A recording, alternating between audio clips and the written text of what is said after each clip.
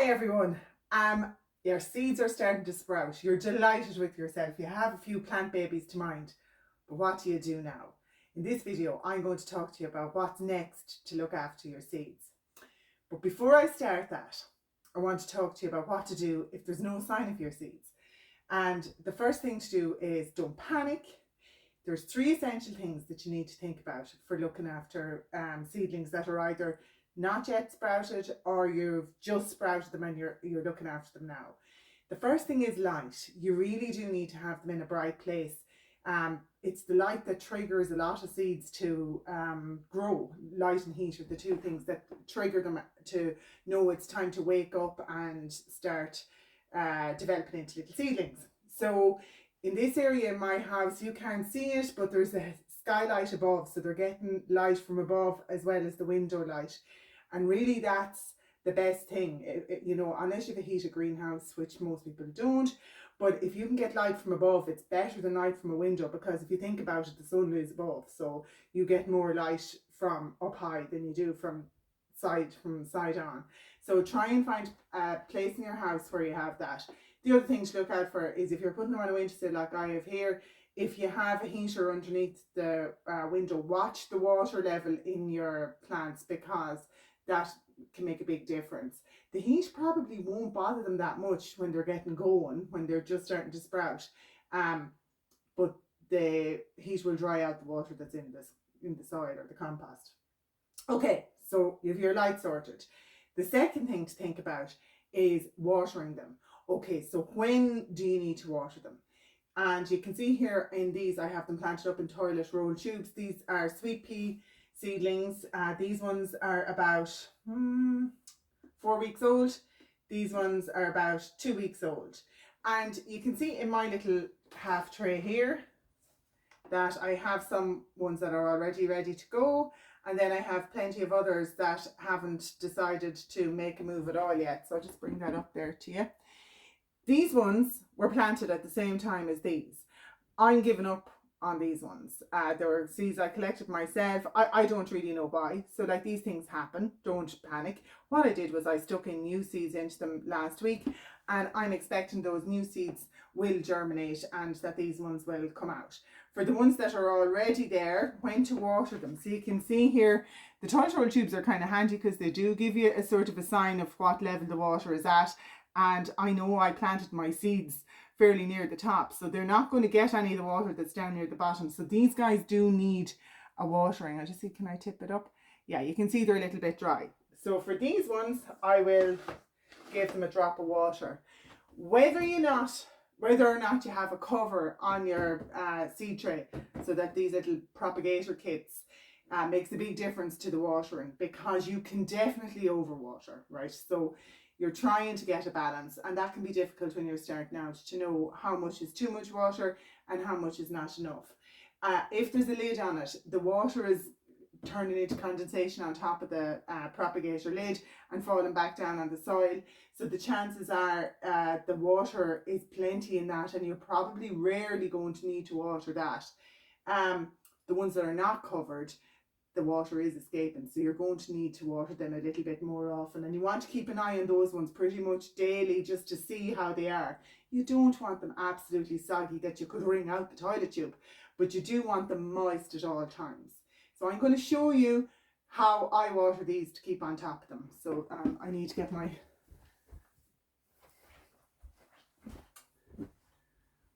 okay, so I use a spray gun and I use a little watering can. These watering cans with the small sprouts that look like kids' watering cans are really ideal for this, because you don't want the water going everywhere and making more mess for you to tidy up. You have enough to be at. So I recommend getting a little small watering can like this if you don't have one. And you just throw in a little drop into each one. Try not to go mad. Try and keep it under control. Try not to hit the foliage. Easier said than done when they're flapping around a bit. And these ones here also need a bit.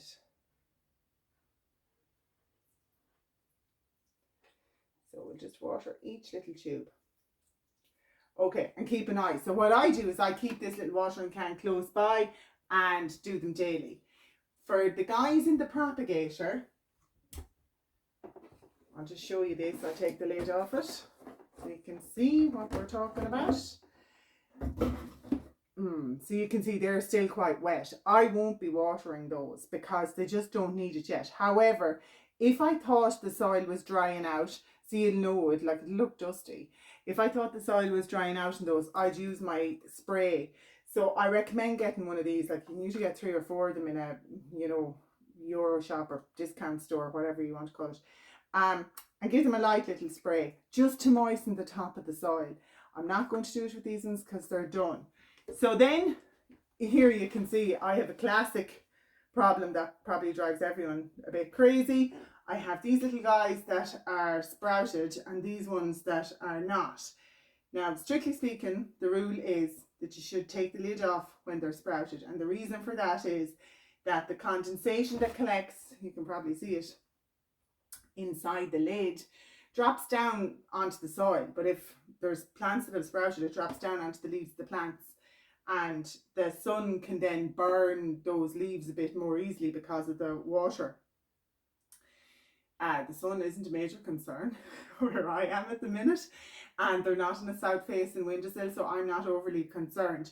That said, I would really like if these other guys would get a hurry on, so I'll just give them the hint here to move it, because it would be great if they all sprout and I could take my lid off altogether. But for now, I leave the lid on, be very careful you don't catch some of them, and pop it back on the windowsill, and it can stay there for another while. If you find they're stretching towards the light, mine aren't too bad actually here. These guys aren't stretching, they're just floppy.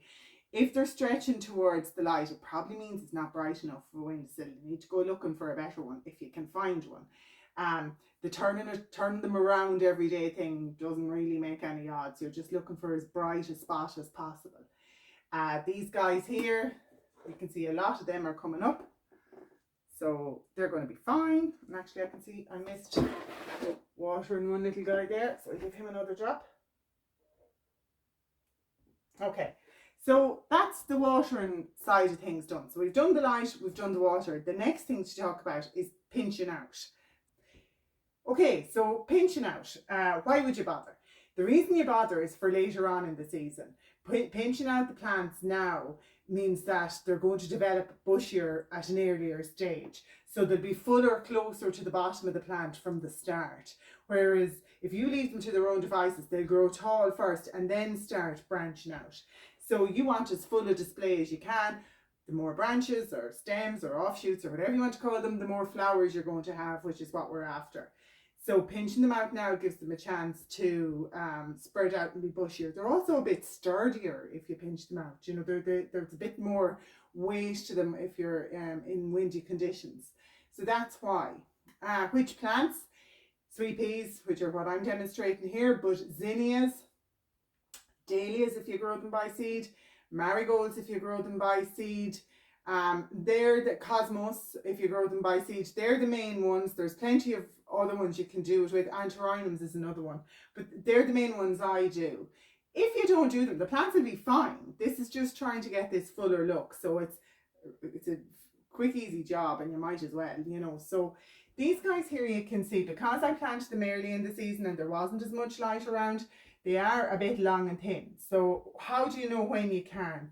3 or 4 pairs of seeds on a plant is your guide when to do it. So there's 3 pairs of seeds there. There's 1, 2, there's only 2 on that one, so it's a bit early. There's 3 just about on that one. This one has 2.5. So some of these are a little bit early, but still, you guys might be a little bit further ahead than me, so I wanted to show you. This poor little unfortunate, he's not going to make it, right? So I don't know what happened to him. Did he get damaged, or was he just a dud seed? So don't beat yourself up. If some of them don't work out, some of them don't work out. This is just gardening for you. So that one's not going to make it. My options are pop another seed in there. There's no point in throwing good time after bad. That lad's a goner. So I might put another seed in it. I'll wait and see. So for the ones that are ready, I'm going to demonstrate a couple. Okay, so you have two options here. You can pinch out just the growing tip, which I'll demonstrate on my poor sad little baby here. That's not going to make it anyway. So the growing tip, these two little leaves here that, as you can see, haven't started to come out yet at all. And all you do is take your thumb and your forefinger and use your nail if you have one, not like mine, and pinch it out. And that's it. And you just discard that into the compost, and that's the end of that. Okay, so, and then what they'll do is from that growing tip, they'll actually grow out 2 or 3 other little branches from there. When you have a longer one like this, you have a different option open to you, which is to actually snip, instead of just the growing tip, you can cut just above here this set of leaves. Use an ordinary scissors or a little secateurs if you have it. And then you can take off this set of leaves, so that all you have is this remaining, this little stem, and you pop it into water.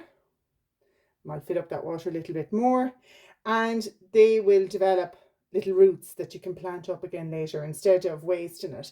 And you're cutting this down a little bit further down than you would be if you were just taking the growing tip off it. So you're giving it a chance to sturdy up at an earlier stage in its growth. And that's all you have to do about pinching out. And as I say, it can work on a number of different types of flowering plants. You do it on tomatoes as well, and other plants. So that's it. And that's all you need to do to look after your seeds. Give them the right light, give them the right amount of water, pinch them out if you're bothered, no need to if you're not. And let's just keep them growing for another while. Keep them inside for now if you're in Ireland and the UK where there's still a chance of frost. I actually find these seed trays quite handy, the half seed tray, because, well, you can see they're supporting my toilet tubes here. But during the summer, they're great for when you're trying to do successional planting of lettuces and things, where you're trying to get a crop every few weeks. And a little half tray is very handy for that instead of one of the bigger ones. So I'll put a link to those down there. If you have any questions, I'm in my Facebook group every day. It's free. You're more than welcome to join. I'll put the link down below. And if you haven't started your seeds, there's still time. I'll put the 10 most common seeds link for my resource that I have on that for you down below as well. It's all free. And I look forward to seeing you. Thanks so much for watching. I'm Rebecca. This is The Busy Woman's Garden. And please check out my other videos. And don't forget to subscribe. Bye-bye.